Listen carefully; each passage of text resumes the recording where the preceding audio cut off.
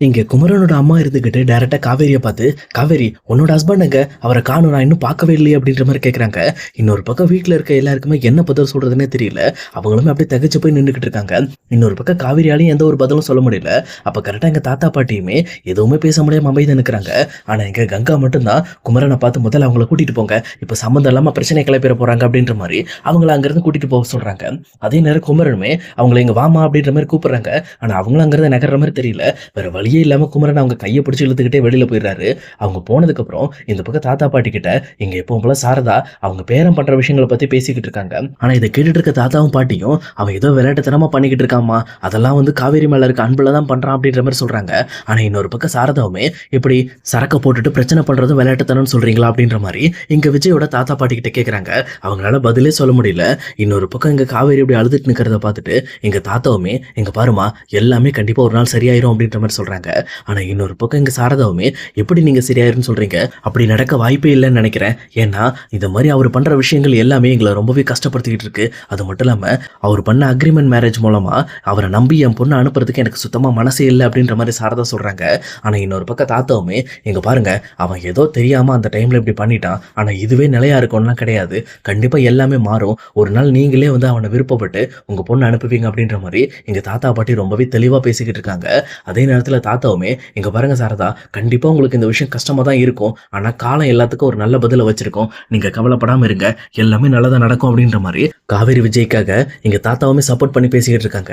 அதே நேரம் குமரனோட அம்மாவுமே இந்த பக்கம் குமரனை ஏன்டா என் கையை பிடிச்சி எடுத்துட்டு போயிட்டு இருக்க, உனக்கு என்னதான் பிரச்சனை, நான் என்ன கேட்டுட்டேன், காவேரியோட ஹஸ்பண்ட் என்ன கேட்டேன், அதை சொல்ல வேண்டியதுனடா, அதை சொல்றதை விட்டுட்டு இந்த மாதிரி அங்கிருந்து என்ன கூட்டிட்டு வந்துட்டு இருக்க, அவங்களாம் என்ன நினைப்பாங்க அப்படின்ற மாதிரி எங்க குமரனோட அம்மா சத்தம் போட ஆரம்பிக்கிறாங்க. ஆனா குமரனும் எங்க பாருமா, நீ நிறைய விஷயங்களை தெரிஞ்சுக்காமலே இந்த மாதிரி பேசிட்டு இருக்காத, முதல்ல இந்த வீட்டுல நிறைய பிரச்சனைகள் இருக்கு, இதை பத்திலாம் நீ தெரிஞ்சுக்கணும் அப்படின்ற மாதிரி இங்க குமரனுமே அவங்க அம்மா கிட்ட விஜய் பத்திய விஷயங்களை சொல்லலாம்னு சொல்லி வாய் எடுக்கிறாரு. ஆனா அதே நேரத்துல பயங்கரமான மேலதாளத்தோட ஒரு சவுண்டு கேட்க ஆரம்பிக்குது. என்னடா இது மேலதாளம் கேட்குது அப்படின்ற மாதிரி குமரனும் மாடியில இருந்து கீழே எட்டி பாக்குறாங்க. ஆனா கீழே பார்த்த உடனே தான் தெரியுது இந்த பக்கம் விஜய் சீரோட ஒரு பயங்கரமான ஆரவாரத்தோட வந்துகிட்டு இருக்காங்க. இதை பார்த்தோன்னே இந்த பக்கம் குமரனுக்கு என்ன பேசுறதுன்னே தெரியல. அதே நேரத்துல குமரனோட அம்மாவுமே அதை மேல இருந்து பாக்குறாங்க. கவனிச்சுட்டு பயங்கரமா ஷாக் ஆயிட்டு, ஏன்டா விஜய் சீரோட வர போறாங்கிறத சொல்றதுக்கு தான் என்ன வெளியில கூட்டிட்டு வந்தியா, இது நீ அங்க வச்சே சொல்லிருக்கலாம்ல, அவங்களும் கொஞ்சம் சந்தோஷப்பட்டிருப்பாங்கல்ல அப்படின்ற மாதிரி சொல்லிட்டு இங்க குமரனோட அம்மா டைரக்டா வேகமா உள்ள போறாங்க. போன உடனே இந்த பக்கம் காவேரி கிட்ட போயிட்டு, பரவாயில்ல காவேரி, நீ உன் ஹஸ்பண்ட் எங்கன்னு கேட்டதுக்கு பதில் சொல்லாம நின்னதுக்கான காரணம் எனக்கு இப்பதான் தெரியுது. ஏன்னா உன் ஹஸ்பண்ட் பயங்கரமான சீரோட கீழே வந்துகிட்டு இருக்காரு. எப்படி உங்க அப்பா உங்க ஊர்ல சீர் செய்யணும்னு நினைச்சாரோ அதே மாதிரியே சீரை இங்க விஜய் செஞ்சுக்கிட்டு இருக்கான் அப்படின்ற மாதிரி குமரனோட அம்மா சொல்றாங்க. அதுக்கப்புறம் தான் இங்க காவேரி வீட்டுல இருக்க எல்லாருமே வெளியில வந்து விஜய் என்னதான் பண்றாங்க அப்படிங்கிற மாதிரி பாக்குறாங்க. இதை பார்த்தோன்னே இந்த பக்கம் வந்து வீட்டுல இருக்க எல்லாருக்கும் பயங்கரமான ஷாக்கு. சொல்லப்போனா விஜய் இந்த அளவுக்கு ஆரவாரமா பண்ணுவாருன்னு நினைக்கவே இல்லை.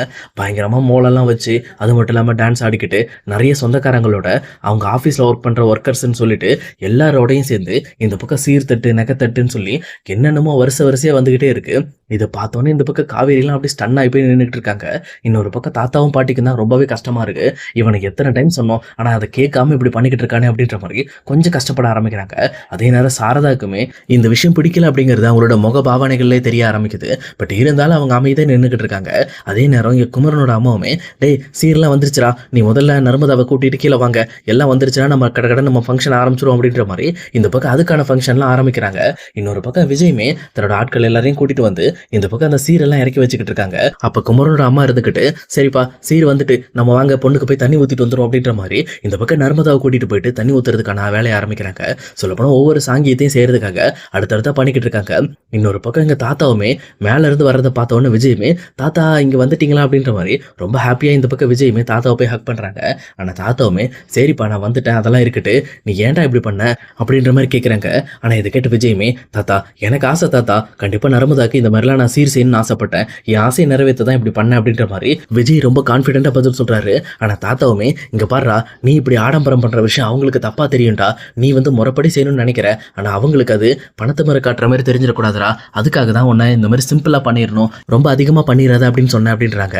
ஆனா இதை கேட்ட விஜயுமே, இங்க பாருங்க தாத்தா, கண்டிப்பா காவேரி வீட்டுல நான் பண்ற விஷயத்தை ஏத்துக்குவாங்க, அவங்க யாருமே இந்த விஷயத்த மறுக்க மாட்டாங்க, ஏன்னா அவங்களுக்கு செய்ய வேண்டிய சீரை நான் சிறப்பா செய்யணும்னு நினைக்கிறேன், அதனாலதான் இதை பண்ணியிருக்கேன் தாத்தா, நீங்களே இன்னும் கொஞ்ச நேரத்துல பாப்பீங்க அப்படின்ற மாதிரி இங்க விஜயுமே ரொம்பவே கான்ஃபிடென்ட்டா சொல்லிக்கிட்டு இருக்காரு.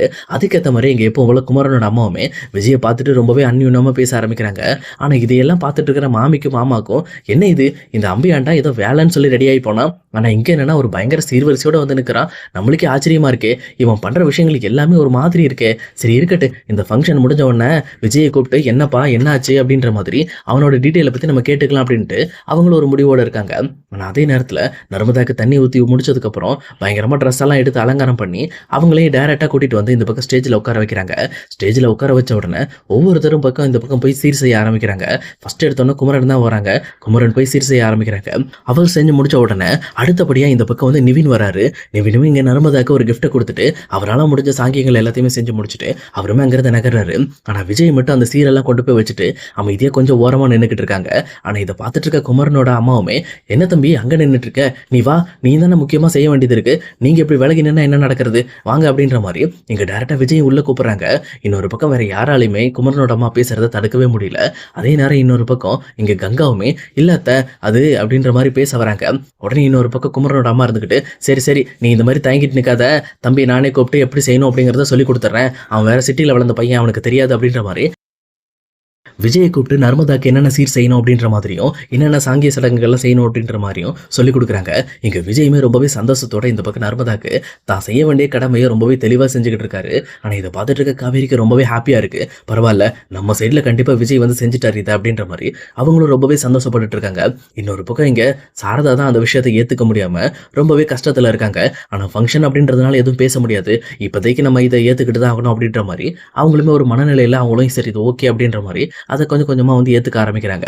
இன்னொரு பக்கம் விஜயமா அந்த சீரெல்லாம் செஞ்சு முடிக்கிறாங்க. முடிச்சதுக்கப்புறம் காவேரி கிட்ட போயிட்டு என்ன காவேரி நீ ஆசைப்பட்ட மாதிரி எல்லாத்தையும் நம்ம சிறப்பாக செஞ்சுட்டோமா அப்படின்ற மாதிரி இந்த பக்கம் காவேரியை பார்த்து சிரிக்கிறாங்க. அப்போ காவேரிக்கு ரொம்பவே சந்தோஷமா இருக்கு. ஏன்னா விஜய் இந்த அளவுக்கு பிரம்மாண்டமாக செய்வார் அப்படின்னு சொல்லி அவங்களே எதிர்பார்த்திருக்க மாட்டாங்க. சொல்லப்போனால் அவங்க இந்த ஃபங்க்ஷனுக்கு வருவாங்க அப்படின்னு சொல்லி கூட இங்கே காவேரியை யோசிச்சிருக்க மாட்டாங்க. ஆனால் விஜய் இந்த ஃபங்க்ஷனுக்கு வந்தது மட்டும் இல்லாமல் தாத்தா பாட்டிக்கு இன்ஃபார்ம் பண்ணி அவங்களே வர வச்சு இன்னொரு பக்கம் அவரும் தடபுடலாக பயங்கரமாக சீர் செஞ்சு இந்த பக்கம் இந்த ஃபங்க்ஷனை ரொம்பவே பெரிய ஃபங்க்ஷன் ஆக்கிட்டாங்க. அதுக்கு ரொம்பவே தேங்க்ஸ் அப்படின்ற மாதிரி தன்னோட மனசுக்குள்ளே நினைச்சுக்கிட்டு இங்க விஜயை பார்த்து சிரிக்க ஆரம்பிக்கிறாங்க. ஆனா இன்னொரு பக்கம் இங்க காவேரியும் விஜயும் அவங்களுக்குள்ள பேசிக்கிற விஷயங்களை இங்க இன்னொரு பக்கம் வந்து யமுனாவும் பார்த்துக்கிட்டு இருக்காங்க. யமுனாக்கு சுத்தமா இந்த விஷயம் பிடிக்கவே இல்லை. ஏன்னா விஜய் வந்த விஷயத்தை யமுனாவால ஏத்துக்கவே முடியல. அவங்களுக்கு ரொம்பவே கோபம் வர ஆரம்பிக்குது. அவங்க மறுபடியுமே சாரதாவோட காதுல போயிட்டு இந்த மாதிரி விஜயை பத்தி தப்பு தப்பா ஓத ஆரம்பிக்கிறாங்க. இங்க பாருமா, இந்த ஆள் செய்யற சேரை எதுக்குமா ஏத்துக்கிட்டீங்க, நீங்க ஒரு டைம் வந்து சரின்னு சொல்லி ஒத்துக்கிட்டீங்கன்னா மறுபடியும் இந்த ஆள் வீட்டுக்குள்ள வந்துருவாரு, இந்த மாதிரி ஆட்கள்லாம் வீட்டுக்குள்ள விடக்கூடாது அப்படின்ற மாதிரி சம்பந்தமே இல்லாம விஜயை பத்தி இவங்க தப்பு தப்பா பேசிக்கிட்டு இருக்காங்க. ஆனா இதை கேட்டுட்டு இருக்க சாரதாக்கு ரொம்பவே டென்ஷன் ஆகுது. விஜய் மேல கிடையாது, இங்க யமுனா மேல தான் டென்ஷன் ஆகுது. ஏன்னா அவங்க தான் சம்மதமே இல்லாம இப்ப குறை சொல்லிக்கிட்டு இருக்காங்க. எல்லாமே நல்லபடியா போயிட்டு இருக்கும்போது இப்போ ஒரு பிரச்சனையை நம்ம கிளப்பக்கூடாதுன்னு சொல்லிட்டு இங்க சாரதாவுமே யமுனாவை பார்த்து இங்க பாரு, இங்க நடக்கிறது நடந்துட்டு போட்டு உன் வாயை மூடிட்டு அமைதியா இரு, இப்போதைக்கு எனக்கு ஃபங்க்ஷன் நல்லபடியா முடியணும், வேற எதை பத்தி நான் யோசிக்க மாட்டேன் அப்படின்ற மாதிரி சாரதாவும் யமுனாவோட வாய் அடைக்கிறாங்க. இதை கேட்டோன்னே யமுனாக்கும் என்ன பண்றதுன்னே தெரியல. நம்ம பேச்சை கேட்க மாட்டேன்றாங்க. மறுபடியுமே காவேரி அக்காவோட வாழ்க்கையை வீணாக்குறதுக்கு எங்க அம்மா முடிவு பண்ணிட்டு இருக்கு போல இருக்கு அப்படின்ற மாதிரி அவங்களும் ஒரு பக்கம் சாரதாவை நினைச்சு மனசுக்குள்ளே திட்ட ஆரம்பிக்கிறாங்க.